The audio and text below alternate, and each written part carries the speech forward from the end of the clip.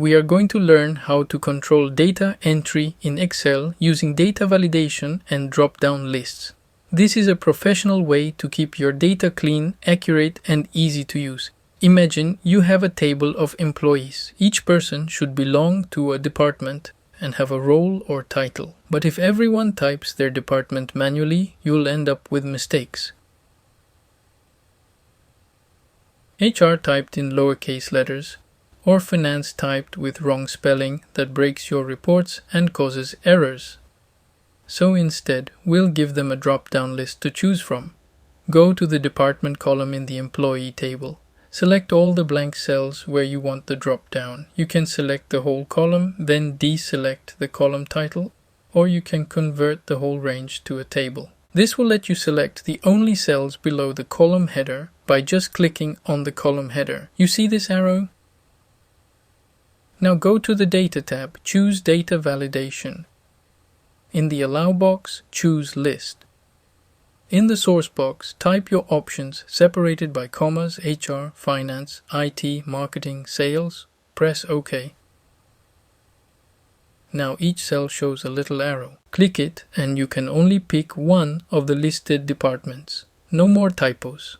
Clean data. Typing your list into the validation box is fine, but not flexible. If you need to add a new department, you'd have to edit the validation again. A better way is to point the drop-down to a range of cells where the departments are typed. That's better, but it still has a limitation. If you add new items, you must extend the range. If you extend too far, blank cells show up in your drop-down, and that is messy. So here's the professional solution. First, type your department names in a column, then convert that column into a table. Tables are dynamic. Add a new row and it instantly becomes part of the table. Now give this table column a name. Select only the list of your table. Go to the Formula tab in the ribbon. Click on Define Name, call it Department. This name is important. It should match the column in your employee table. Go back to the employee table, select the department column, open Data Validation, choose List, and in the source, press F3 on your keyboard.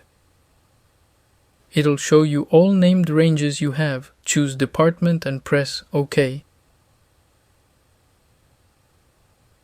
Now your drop-down is dynamic. If you add a new department to the source list, like Operations, it will appear in every drop-down automatically. That is professional and future-proof. Let's go further.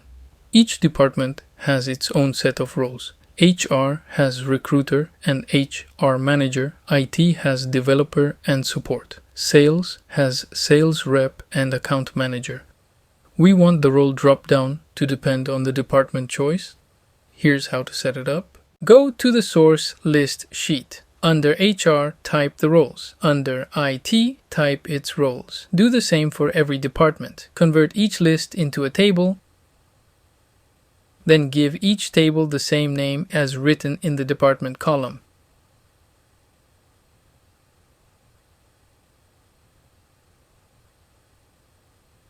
HR table is named HR, IT table is named IT, and so on.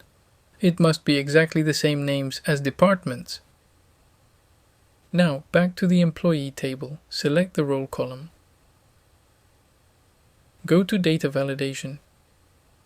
Choose List. In the source, type this formula equals indirect B2. Here's why this works. B2 contains the department for that row. If it says HR, indirect looks for a named range called HR, which we have created, and uses it as the source.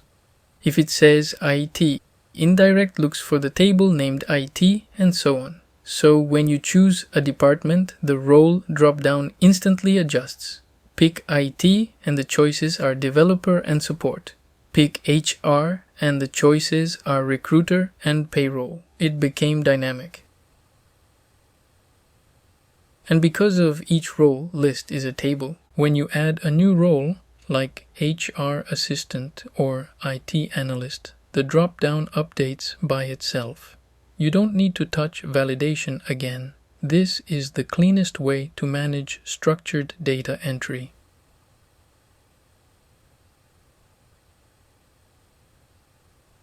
First, we saw the problems with static lists. Then we made a dynamic list using a table. Finally, we built dependent drop-downs with indirect and made them future-proof with tables.